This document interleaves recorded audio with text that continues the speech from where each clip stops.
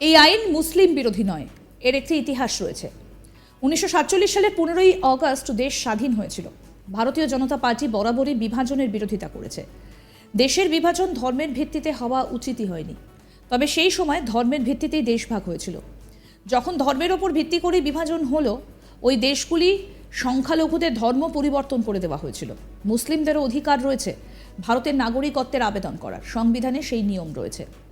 ভারত সরকার তাদের সব রকম সুযোগ সুবিধে দেবে, কারোর জন্য রাস্তা বন্ধ নয়। এই সংশোধনী আইনটি এই কারণে তৈরি হয়েছে সেই সমস্ত অমুসলিমদের জন্য যারা বৈধ নথি ছাড়াই ভারতে এসেছিলেন।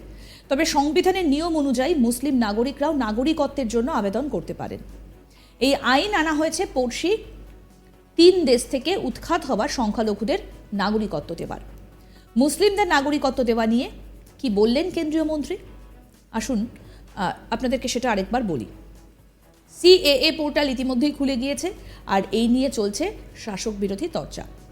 বিরোধীদের একটা অংশ, তাদের দাবি ধর্মের নিরিখে নাগরিকত্ব দেবে ভারত সরকার। বৃহস্পতিবার সকালে একটি সর্বভারতীয় সংবাদ সংস্থাকে দেওয়া একটি সাক্ষাৎকারে অমিত শাহ বলছেন, এই আইন মুসলিম বিরোধী নয়, এর একটা ইতিহাস রয়েছে।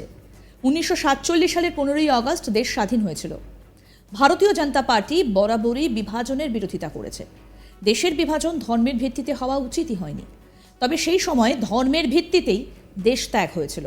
যখন ধর্মের ওপর ভিত্তি করেই বিভাজন হলো, ওই দেশগুলির সংখ্যালঘুদের ধর্ম পরিবর্তন করে দেওয়া হয়েছিল, মা বোনেদের ওপর অত্যাচার হয়েছিল। আসুন আপনাদের শোনাই কেন্দ্রীয় স্বরাষ্ট্রমন্ত্রী অমিত শাহ কি বলছেন তিনি।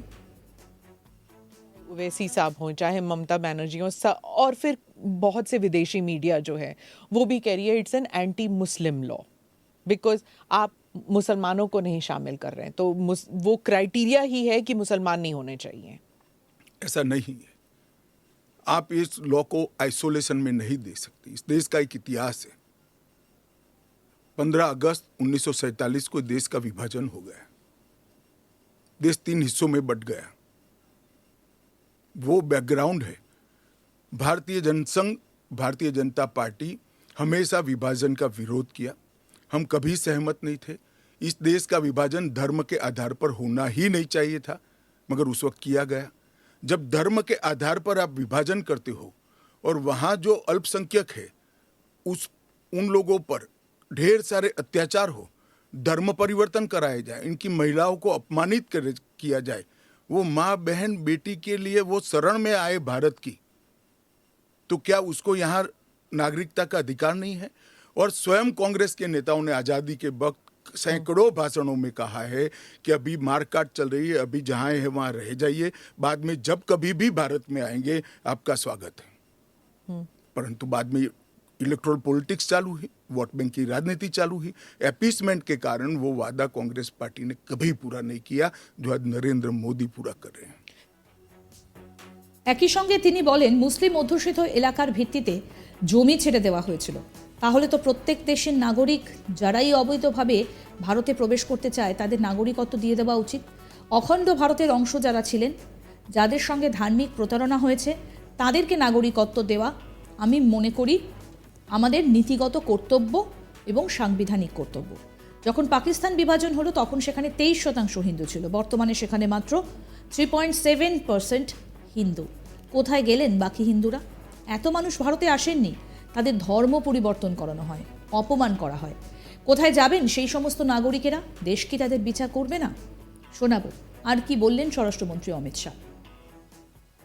जो बाकी समुदाय, बाकी जो रिलीजन्स हैं, चाहे हिंदूज हैं, जैन हैं, बुद्ध हैं, सिख हैं, उन सबको तो मैं मानती हूँ, ठीक है, देवर रिलीजन्स बॉर्न इन इंडिया। नहीं, आंकड़े पर पारसी और अगर आप पारसी और ईसाइयों को ला सकते हैं, उन वो जो रिलीजन्स है they were not born in India, तो अगर आप पारसी और ईसाइयों को ला सकते हैं तो मुसलमानों को क्यों नहीं? देखिए, मुस्लिम आबादी के लिए ही वो हिस्सा आज भारत का भाग नहीं है।